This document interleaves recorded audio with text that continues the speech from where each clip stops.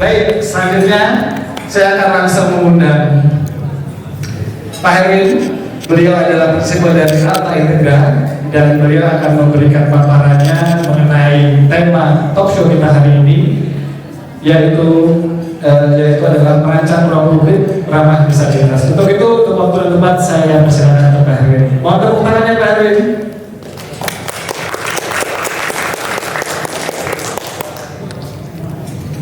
Halo ya, selamat sore Bapak-bapak, Ibu-ibu yang saya hormati, dan juga yang lagi menikmati coffee break. Saya pada kesempatan ini saya akan membicarakan mengenai kita udah jarang pakai disable atau tren, ada tren baru. Kita nggak nyebutnya disable tapi kita nyebutnya adalah diversivitas atau diverse atau diversity. Saya ada di sini karena disponsori oleh lighting dari Lumi Ambience dan ILR. Jadi saya membicara untuk ILR. Next slide. Topik kali ini atau outline yang saya akan bawakan, kita mulai dari pemikiran. Selanjutnya dari pemikiran itu kita membentuk konsep, dari konsep timbullah implementasi. Nah, dari pemikiran ada cabang-cabangnya ya, jadi ini adalah proses yang bukan satu arah tapi proses yang kacau balau, sangat berantakan, sangat campur aduk. Di situ pemikirannya gimana orang secara sosial berbeda, gimana orang secara kognitif berbeda, secara fisik juga memiliki perbedaan. Ada yang disable, ada yang tidak disable. Kemudian ada secara mental juga berbeda. Tadi disebutkan sama Bu Dante, ada perbedaan neurodiverse, misalnya autis atau HD, terus dyslexia dan sebagainya. Itu berbeda. Kemudian ada juga kita harus memahami orang merasa tersisih atau tereksklus ya. Jadi itu pemikiran-pemikiran itu membentuk konsep desain seperti apa yang akan berfokus kepada orang, terus juga tidak melupakan profit dan juga dapat menjaga kelangsungan planet kita. Selanjutnya implementasi, lighting dan sebagainya, equity, gimana menghasilkan desain yang setara, desain yang adil, memberikan kepuasan dan biayanya yang wajar. Next slide. Jadi seperti tadi yang disampaikan oleh Ibu Dante, bahwa menjadi berbeda itu kadang-kadang bukan sebuah pilihan. Ya, kita tidak bisa memilih ya, tiba-tiba kita lahir bisa aja lumpuh atau tidak bisa melihat atau tidak bisa mendengar. Jadi ini bukan sebuah pilihan. Next slide. Seperti yang tadi disampaikan juga oleh Bu Dante, disabilitas ada 3 macam. Yang pertama adalah disabilitas secara fisik, yang kedua adalah disabilitas secara sensor atau indera, terus yang ketiga adalah disabilitas atau diversity secara mental atau neuro. Ada 3 hal yang membuat kita berbeda. Next slide. Jadi ada pakar disabilitas ya, namanya Joe Gersat, bukan disabilitas, pakar dari inclusive design. Itu namanya Joe Gersat. Jadi jika kita tidak dengan sengaja, dengan bebas dan dengan proaktif melibatkan orang yang berbeda dengan kita, maka kita secara tidak sengaja akan menyisihkan mereka. Jadi tadi saya ada dengar pertanyaan, tugasnya siapa untuk membuat peraturan atau mendesain kota. Sebenarnya kita sendiri bisa memulai dengan diri kita sendiri ya. Kita melihat orang yang berbeda, kita jangan membuat mereka merasa berbeda, tapi kita harus melibatkan mereka. Itu dari Joe Genshardt ya. Next slide. Ini adalah prinsip kami ya, kami Alta Integra. Kami perusahaan yang mendesain fisika bangunan atau lingkungan fisika, di mana kita manusia ya dilahirkan dengan indera ya, indera penglihatan, kita melihat cahaya, indera pendengaran, kita mendengar suara, indera hidung kita bisa menghirup udara, kita bisa mencium bau, kemudian indera peraba, kita bisa merasakan panas atau dingin, benda yang halus atau kasar. Kemudian indera pengecap, kita bisa merasakan pedas, pahit, dan sebagainya. Kemudian ada lagi indera vestibular dan proprioceptif, itu indera gerakan dan indera ngebalans diri ya. Jadi walau mata kita ditutup, kita akan bisa merasa kita bergerak maju ke depan atau ke samping atau ke ini. Itu ditentukan sama indera proprioceptif. Dan kalau kita terjatuh, kita juga bisa mengimbangkan diri sendiri dengan indera vestibular.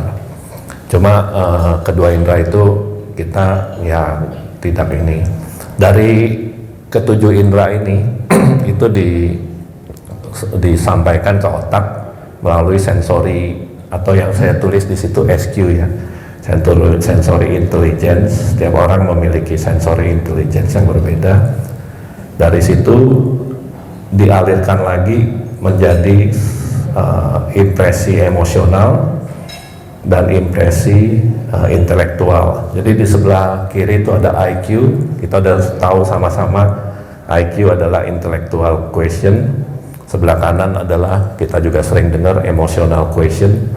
Jadi melalui sensor, melalui indera, kita bisa mempelajari sesuatu, kita bisa memahami sesuatu, dan pemahaman kita akan menghasilkan dua hal, yang satu emosional, yang satu adalah intelektual, atau orang bilang otak kanan, otak kiri. Indera-indera tersebut secara primitif diciptakan oleh Tuhan untuk bertahan hidup di dunia. Di zaman dulu, sebelum ada perlindungan rumah seperti ini, kita bisa ketemu harimau, kita bisa mendapat cuaca yang kurang baik. Nah, itu dengan suara kita bisa dengar, misalnya harimau mendekat atau suara harimau mengaum, kita menjauh dari situ. Atau suara geluduk, kita bisa kira-kira oh bentar lagi akan hujan dan sebagainya. Dan selanjutnya indera juga biasanya diciptakan untuk menikmati kehidupannya. Jadi kita bisa menikmati makanan yang enak, suara yang musik yang merdu dan sebagainya, itu melalui indera juga.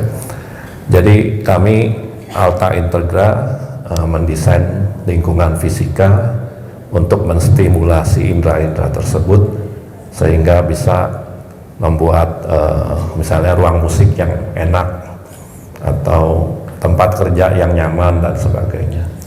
Next slide. Ya, dengan mendesain lingkungan fisika, kita akan menciptakan lingkungan yang mendukung kita untuk bekerja. Secara emosional kita lebih sehat, dan secara fisik juga kita akan lebih secara intelektual, setelah emosi kita baik, otomatis intelektual kita juga bekerja dengan lebih baik.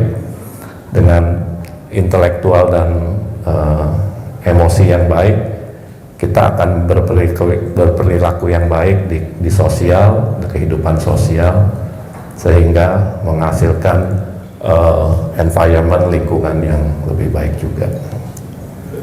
Next slide.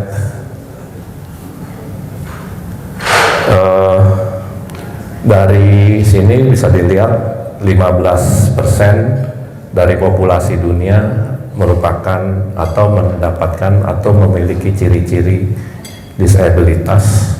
15%. Dari 15% populasi tersebut, 80% hidup di negara berkembang. Dari 80% yang hidup di 15% dari populasi tersebut, 50% sampai 70% memiliki kesulitan untuk bekerja secara normal atau diterima di tempat kerja yang normal. Jadi kurang akses untuk mendapatkan pekerjaan yang layak.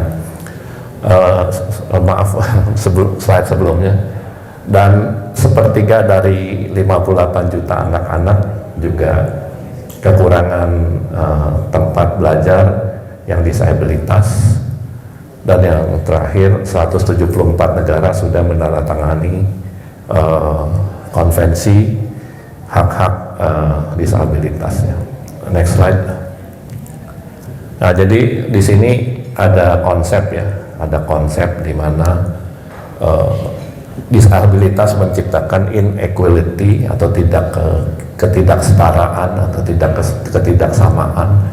Di sini diilustrasikan dengan pohon apel yang condong ke kiri dan dua anak kecil yang tingginya tidak bisa menggapai pohon apel tersebut.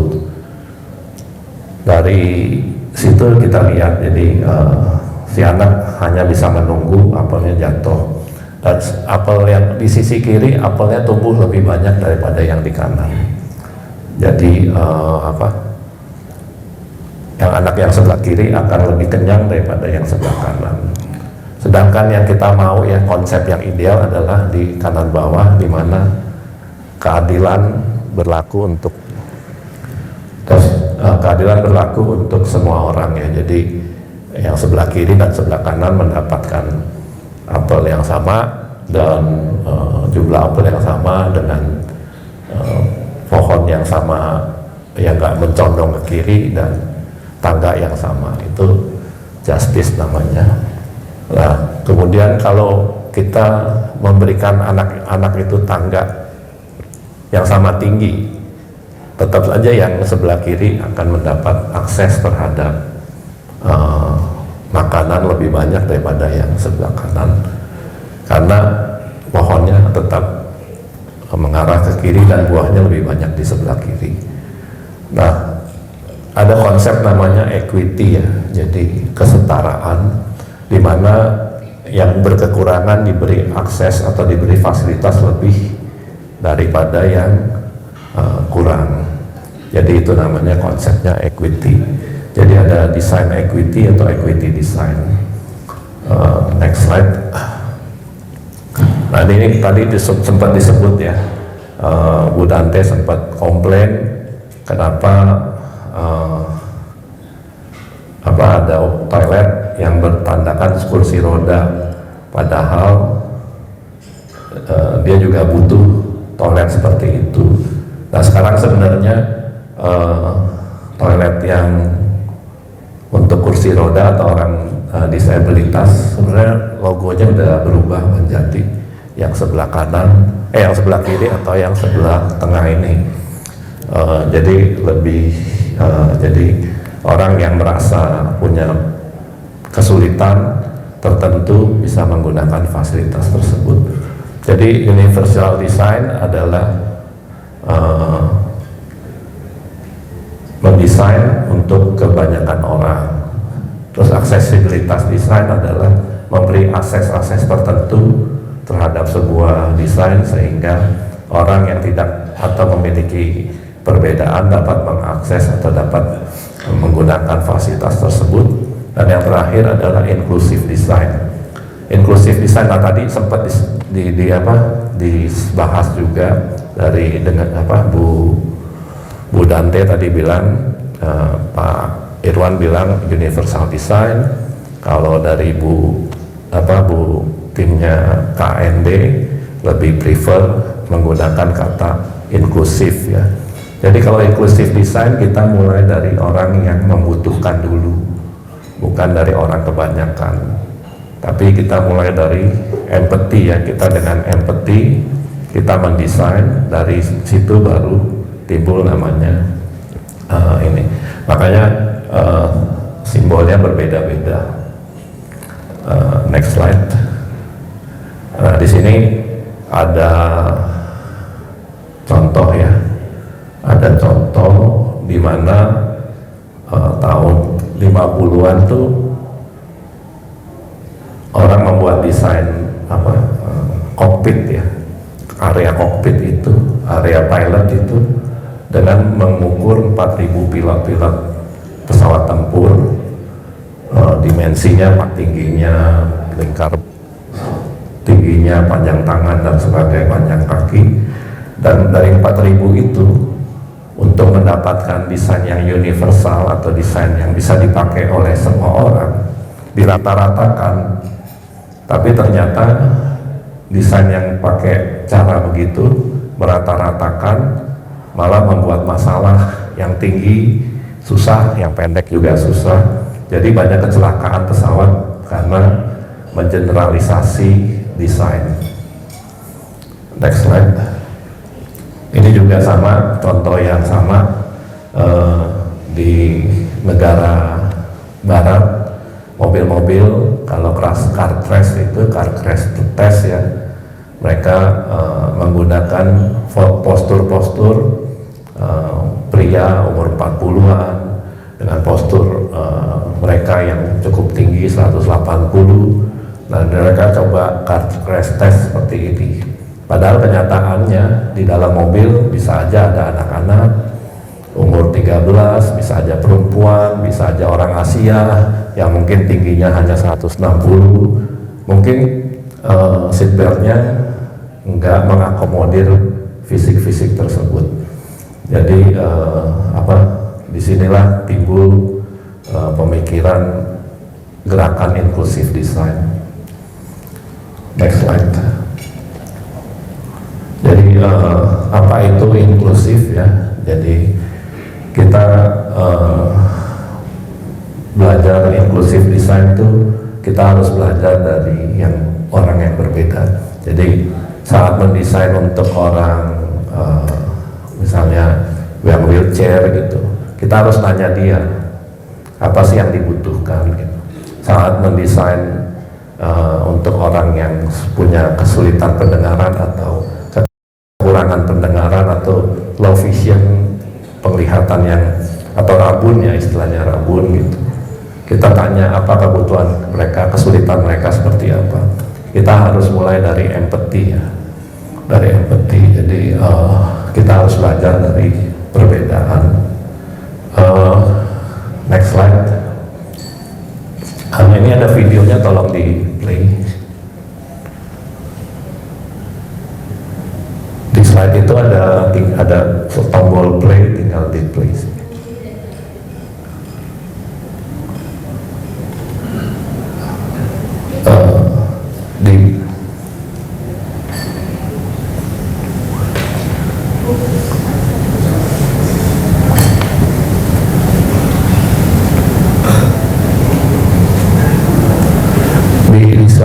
Slide-nya kalau itu di bawahnya ada logo play.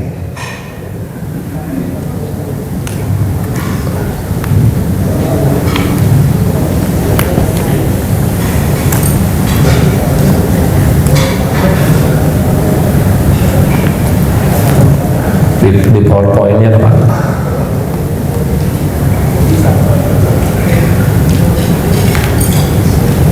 Di PowerPoint saya yang tadi slide yang warna hitam itu ada videonya. Terus kalau di bawahnya tuh ada tombol play. Nah itu dia. Di bawah tuh diklik tuh yang play itu. simbol segitiga itu.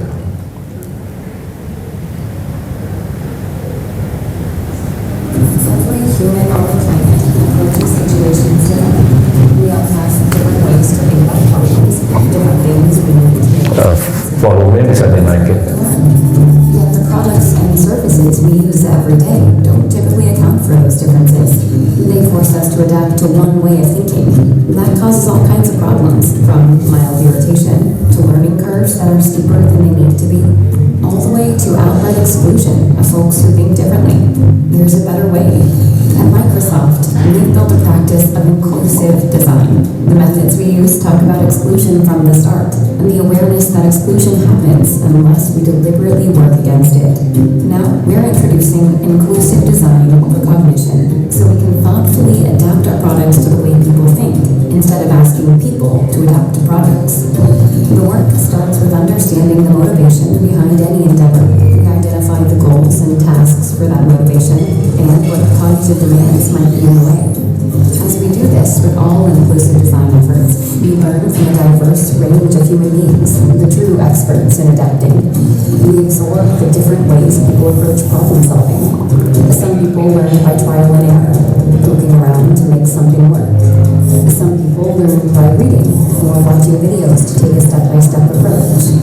Some people require absolute silence to focus, while others thrive on noise and energy. When we deliberately seek out understanding and work with people with different mindsets, we can create more flexible, adaptable products. So let's focus on what's universally important to all people, understanding their motivations, what they're trying to accomplish, and the way they want to achieve. Let's create adaptive ways for everyone to participate. Only then will we be able to create something everyone can use to reach their goals. Ya, jadi begitu Bapak Ibu sekalian, setiap orang memiliki perbedaannya. Jadi yang ini Microsoft, banyak company besar udah mulai memikirkan bagaimana menciptakan produk yang inklusif ya. Jadi kita mulai, misalnya kita punya handphone pun itu sudah dipikirkan. Saya mau buka apps bisa dengan beragam cara gitu. Ada yang suka apps yang ditaruh gede-gede, ada yang pakai voice command, ada yang ada aksesibilitasnya dan sebagainya. Itu semua adalah inclusive design, termasuk Microsoft, Google dan sebagainya. Mereka punya tim namanya tim inclusive design. Jadi ini udah menjadi gerakan global inclusive design. Next slide.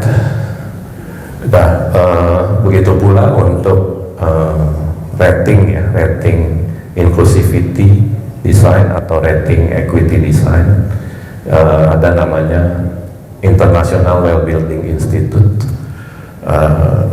Tahun 2023 Well-Building memperkenalkan equity rating, di mana rating ini untuk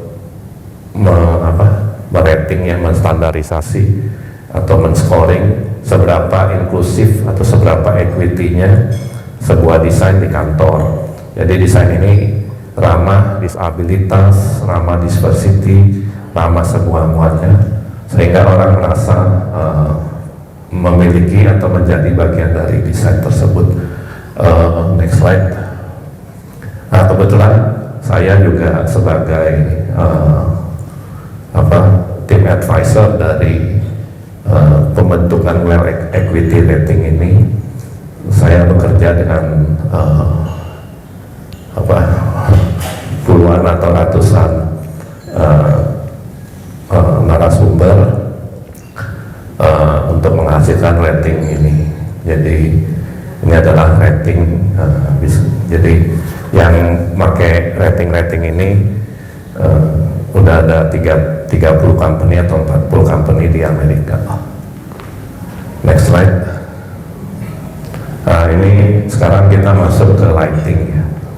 Jadi di sini kita ada beberapa diversitas ya. Yang pertama adalah physical impairment atau cacat fisik atau berbeda secara fisik, di mana misalnya Kalau pakai kursi roda ya, kan dia pasti posisi matanya lebih rendah daripada kita yang berdiri. Jadi penempatan lampu sedemikian rupa supaya saat kursi roda atau lagi jalan tidak silau bisa menyebabkan ya banyak seperti yang tadi di Microsoft bisa namanya iritasi ringan ya, mulai dari iritasi ringan. Juga yang kedua secara lighting ya, untuk orang-orang yang disabilitas secara fisik, navigasi sangat penting, kemudian kemudahan akses, terus mungkin bisa ditambahkan dengan motion sensor sehingga nggak perlu pencet-pencet, kalau mau nyalain lampu, matiin lampu, dia otomatis nyala sendiri kalau mau lewat dan sebagainya. Kemudian yang punya perbedaan secara neuro atau neurodiverse, itu disarankan menggunakan lighting dengan rating kesilauan itu di bawah 19, kemudian rating flicker secara PSTLM itu rating flicker berdasarkan tempo itu di bawah 1, kemudian rating flicker secara frekuensi itu di bawah 0,6. Ini saya bawa alat ukur, bisa didemokan, silakan Pak Patrick untuk ngedemoin. Coba ini sini ada flickernya nggak lampu ini.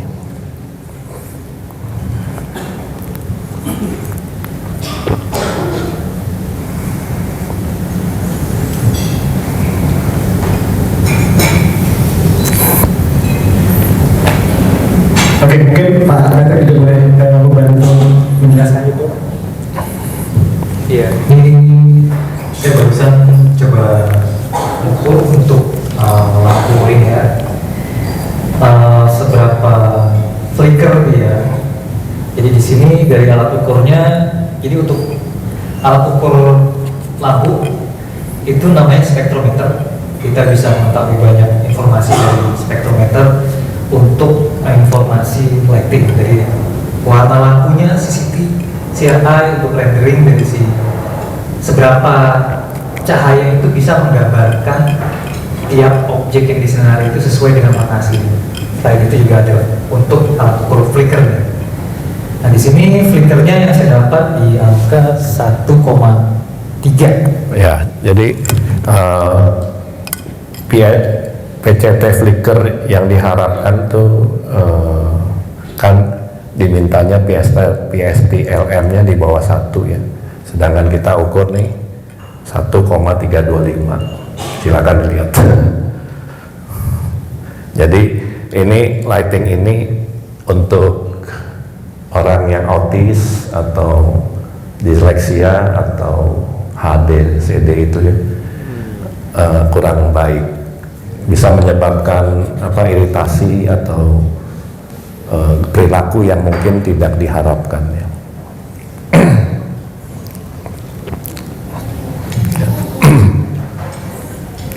Selanjutnya untuk orang yang low vision atau color blind itu diminta untuk tingkat kesilauannya atau indeks kesilauannya UGR di bawah 16. Jadi kalau yang neurodiverse atau physical impairment UGR-nya diminta 19, di bawah 19. Yang colorblind sama low vision tingkat indeks silaunya lebih tinggi lagi ya, jadi requirement-nya lebih tinggi lagi. Selanjutnya adalah kognitif itu proses seseorang untuk memahami sesuatu ya, melalui indranya dia belajar, oh ini jalanan lempeng, oh ini jalanan bahaya, oh ini ruangannya bagus, oh arsiteknya asik ya, itu semua proses kognitif. Nah, proses kognitif color rendering sangat penting. Terus yang terakhir orang tua atau yang memiliki gejala Alzheimer atau depresi membutuhkan ruangan yang dengan lighting circadian sehingga membuat mereka lebih lebih gampang tidur, stress levelnya juga turun.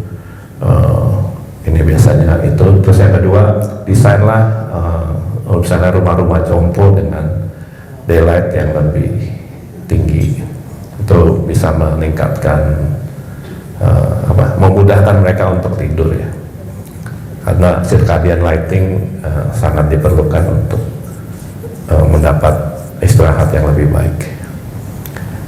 Next slide. Nah, selanjutnya adalah implementasi. Jadi tadi kan udah pemikiran, udah dibahas juga konsep, sekarang implementasi. Next slide. Di sini ada contoh di mana pemandangan di Naples ya, itu ada braille-nya. Jadi braille itu puisi atau kata-kata indah yang menjelaskan pemandangan yang terlihat oleh orang normal di view ini gitu. Nah, ini ada Profesor Dimitrios Buhalis ya, itu dia bilang orang dengan keterbatasan seringkali didiskriminasikan dan dieksklusifkan atau disisihkan dari masyarakat, dan especially area-area hiburan ya, area-area hiburan. Jadi kita sebagai orang hanya melihat hitam atau putih, accessible or not accessible, padahal kenyataannya nggak ada yang hitam 100% hitam dan tidak ada yang putih 100% putih. Jadi kadang-kadang ada sesuatu yang di tengah-tengah gitu, yang kita harus berpikir inklusif ya. Intinya sih berpikirlah inklusif. So, kalau bisa semua orang terlibat ya, walaupun itu konsep yang sangat-sangat ideal, tapi kita harus berpikir ke arah sana. Next slide. Nah, ini lighting yang didesain untuk memberikan efek navigasi ya, efek arah di ruangan. Ini proyek kami di food court Emporium yang di Pluit. Next slide. Oh ya, ini menggunakan ILR. Terus next slide, ini lighting dengan easy access. Jadi motion sensor digunakan, seandainya menggunakan kursi roda juga dia nggak perlu pencet-pencet lighting, ini bisa nyala sendiri, mati sendiri. Dan selain memudahkan orang disabilitas juga bisa menghemat energi. Next slide. Di sini ada perbandingan lighting dengan tingkat silau ya. Jadi yang sebelah kiri lighting dengan tingkat silau di atas 19, dan yang di bawah adalah tingkat silau yang di bawah 19. Jadi yang sebelah kiri karena sumber cahayanya kecil dan intensitasnya tinggi, menciptakan ya kalau kita foto kayak gitu tuh ada gitu-gitu ya. Kalau yang ini kan clean, nggak kayak bekabut gitu ya. Yang kedua, karena sumber cahayanya kecil, area gelapnya banyak tuh. Di dinding sebelah kiri ada setengah gelap tuh, shadow gitu. Yang sebelah kanan dindingnya lebih terasa lebih tinggi. Jadi ruangannya berasa lebih airy, lebih luas, lebih lapang. Terus yang ketiga, di area lantai ada hotspot, karena sedangkan ini karena sumber cahayanya lebih besar, jadi cahayanya lebih merata. Di situ perbedaan dari lighting yang baik dan yang buruk. Otomatis yang sebelah kiri, kalau orang yang punya diversitas atau perbedaan secara fisik atau mental atau indera, akan merasa lebih nyaman di sebelah kanan. Next slide. Ini juga contoh dari glare. Ini proyek kami di Sport Hall, sebuah sekolah ya. Yang sebelah kiri ya juga ada silau, terus pantulan cahaya dari lantai juga terasa lebih harsh, lebih keras, lebih tajam. Sedangkan yang di sebelah kanan lebih merata cahayanya, dan ruangannya juga warnanya jadi kelihatan lebih hidup. Next slide. Ini juga sama. Nah, ini flicker nih, ini flicker. Jadi ini sebuah kapel. Yang sebelah kiri ini ya. Zaman dulu ada tahun 80-an gitu ya. Kayaknya orang suka takut panas, takut silau, terus berasanya kurang terang kali ya. Jadi pasturnya merasa nih ruangan kurang terang gitu. Coba plafonnya dipendekin terus dipasang lampu neon. Ternyata bukannya makin terang tuh, malah makin gelap. Dan yang kedua, lampu neon itu kan bikin flicker ya. Jadi ikut ibadah nggak lama capek matanya. Ya ujung-ujungnya ibadahnya bikin orang nggak betah, cepat-cepat mau pulang gitu. Yang sebelah kanan selain menggunakan lighting yang lebih baik ya, flickernya lebih rendah. Yang kedua adalah daylightnya sudah, ya ini plafonnya dibongkar lagi tadi, jadi plafonnya tuh dipasang di bawah, dibongkar lagi jadi lebih tinggi. Jendela-jendela yang tadinya ketutup sama plafon udah terbuka sehingga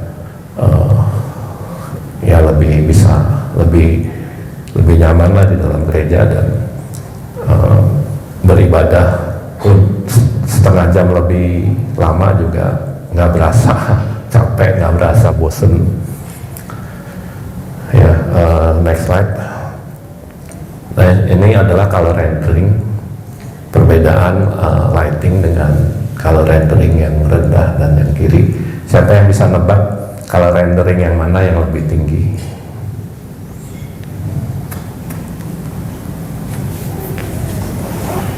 Kiri atau kanan? Ini hadiah nih dari Boleh? dari Inggris langsung nih. Boleh tunjuk tangan mungkin? Kiri, kanan? Ya, tunjuk tangan dulu Bapak Ibu.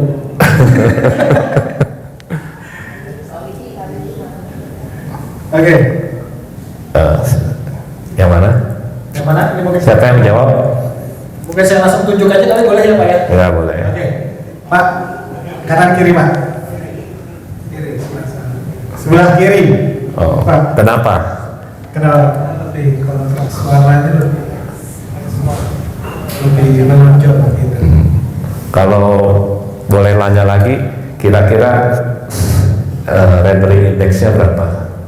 Nggak tahu ya. kasih. Terima kasih Pak Budi.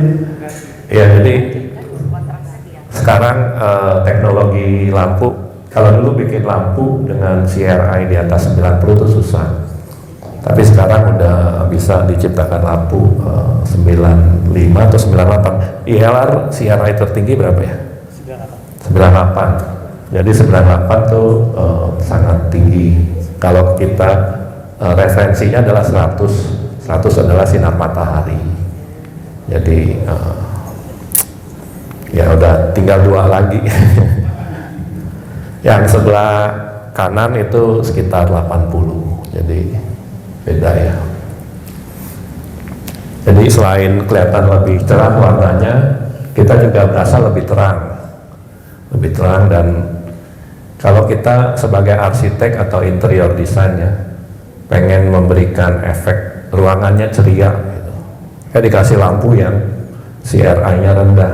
Tadinya kuning cerianya begitu atau orange ceria begitu, kena CRI yang rendah, ya sampai kapanpun orange-nya jadi orange sedih, bukan orange ceria.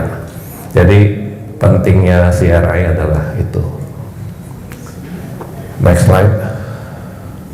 Nah, ini juga kita juga punya ada namanya hyposensitif sama hypersensitif. Kalau orang yang hypersensitif tuh melihat warna banyak-banyak berasa terintimidasi, jadi suka yang kalem-kalem.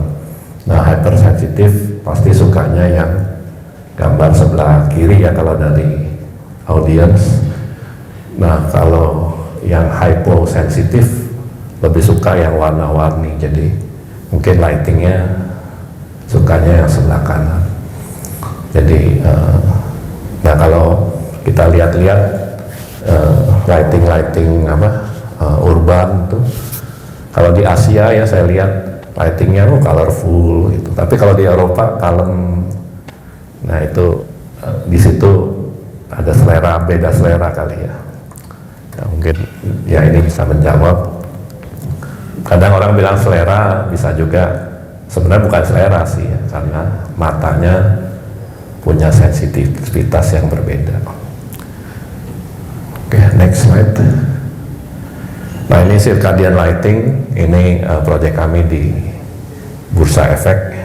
Jadi ini kita ciptakan lighting skylight yang bisa mimik ya, meniru matahari atau color temperatur langit mulai dari jam 6 pagi sampai jam 6 sore. Jadi mulai dari sekitar mungkin pagi-pagi 2700 Kelvin, makin siang bisa 5500, menjelang sore matahari terbenam balik lagi ke 2700 Kelvin gitu. Dengan intensitas terangnya juga yang berubah-berubah. Itu untuk membantu bahwa kita nggak ada di dalam, kita berasa kita nggak di dalam ruangan, tapi kita bekerja di outdoor, karena kita kadang-kadang lebih produktif kalau kerja di outdoor. Next slide. Oh ya ini sertifikat. Demikian presentasi saya hari ini. Terima kasih atas perhatiannya. Oke, baik, tepuk tangan sekali lagi. Dunia Pak ya, kata Ilham. Ini pernah punya pengalaman Pak? Mungkin nanti juga Pak Patrick bisa menjawab gitu. Pada saat mendapat proyek yang berhubungan dengan disabilitas gitu Pak. Biasanya kan tadi yang Bapak sampaikan gitu, sangat mempengaruhi, apalagi yang mungkin punya tadi seperti Bu Datin gitu, ada dari disabilitas dari sarafnya gitu. Nah, biasanya warna-warna apa aja sih Pak untuk cahaya itu yang harus dihindari biasanya Pak, yang akan mengganggu performanya teman-teman disabilitas itu Pak? Halo ya, jadi mungkin untuk disabilitas fisik ya, saya rasa cara pandangnya mereka pasti sama kita. Tapi mungkin yang akan berbeda adalah yang memiliki disabilitas neuro, misalnya disleksia atau autis atau apa. Nah mungkin itu saya belum pernah dapat proyek seperti itu, dan ada baiknya saat mendesain kita bertanya pada ahlinya sebelum menentukan warna apa yang baik buat mereka dan warna apa yang kurang. Tadi kan Ibu Dante udah kasih nomor teleponnya tuh. Jadi saat mendesain sebaiknya melibatkan mereka untuk menjadi konsultannya sebagai narasumber yang bisa dipercaya, ketimbang kita buta-buta lihat standar dari Eropa, standar dari mana, dari mana, asal tembak aja masukin gitu. Padahal ternyata di Indonesia pengalamannya berbeda. Nah, mungkin Pak Herwan, menurut Pak Herwan selama Pak Herwan pengawal berdesain Pak ya, khususnya di Asia atau di Indonesia tuh yang relatif mereka mungkin klien-klien atau customer Pak Herwan yang dia mau settingan lampu itu seperti apa sih Pak? Gitu. Ya apakah tadi kan kalau kita lihat kalau Asia itu lebih warna-warni, kalau Eropa lebih kalem atau monokrom gitu ya Pak. Dan biasanya akan setajam apa Pak intensitas dari warnanya Pak? Oke, jadi gini ya, yang sedikit beda juga adalah orang sini biasanya kalau di kantor 300 lux tuh bilangnya udah terang. Tapi kalau di Eropa 300 lux tuh gelap gitu. Itu yang saya pelajari dan saya juga pernah ikut kursus lighting di Eropa gitu ya, terus beberapa ya kursus lightingnya termasuk yang online juga itu ngomong yang sama. Di Eropa di tempat kerjanya 300 lux tuh gelap, tapi kalau di sini 300 lux terang banget, 200 aja deh. mungkin saya pikir karena sini tropis ya, orang matahari, jadi berasa kalau gelap tuh lebih adem. Mungkin. Oke, baik. Itu tebakan aja. Terima kasih Pak Herwin. Oke, saya kasih kesempatan mungkin satu pertanyaan, boleh tunjuk tangan? Oke Pak, selamat.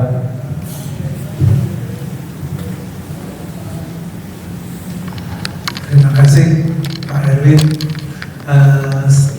Sedikit tanya, jadi apakah kira-kira Pak Herwin pernah menemukan semacam tabel standarisasi, misalnya di situ untuk fisik gimana, untuk tabel yang tepat untuk sistem lighting untuk mereka ya ininya. Apakah itu pernah ada penelitian untuk hal-hal itu sehingga kami sebagai desainer dapat terbantu ya, minimum tentunya hanya Pak Herwin, tapi arsitek ataupun desainer interior sudah bisa ikut memikirkan, jadi ada sinergi untuk pemilihan material dan lain-lain bisa satu ini. Apakah Bapak pernah melihat itu? Jadi tadi kalau ditanya untuk autis gitu kan Bapak masih belum pernah ada order gitu, tapi mungkin pernah baca. Jadi kalau anak autis atau orang autis itu dikasih warna yang kontras dia pasti akan agresif misalnya. Tapi hasil gitu apa ada ininya ya, tabelnya yang pernah Bapak temui? Terima kasih. Ya, jadi ya, oke, makasih ya Pak. Ini kebetulan saya kenal Pak Widi. Jadi untuk warna saya belum pernah lihat ya warna acuan untuk autis ya. Tapi kalau untuk lighting, kita biasanya sebagai lighting designer patokannya tuh tabel IES. Jadi ada IES, Illumination Engineering Society, atau apa namanya, kelompok ahli iluminasi atau engineering itu apa, teknisi iluminasi. Di situ untuk standar-standar apa desain untuk autis segala macam, situ sangat lengkap. Tapi kembali lagi saya selama saya kursus-kursus di mana di Jerman dan sebagainya itu, mereka selalu bilang jangan terlalu percaya sama standar, kita harus double check, kita harus kritis apakah standar itu cocok juga untuk diterapkan pada kondisi dan situasi yang lo hadapi saat mendesain gitu. Itu sih Pak. Oke, udah cukup. Oke, baik. Mungkin untuk mempersingkat waktu, karena tadi kita sudah tahu Pak Herwin ini berkolaborasi dengan Pak Patrick di LR. Saya juga akan mengundang Pak Patrick di sini untuk memberikan paparannya juga mengenai LUMI atau ILR. Nah ini makanya sih di LUMI. LUMI atau ILR itu bedanya apa ya? Nanti kita bahas ya. Oke, untuk itu saya akan mengundang Pak Patrick ke depan, dan Pak Herwin terima kasih waktunya dan atas paparannya, mohon tepuk tangannya lebih berat.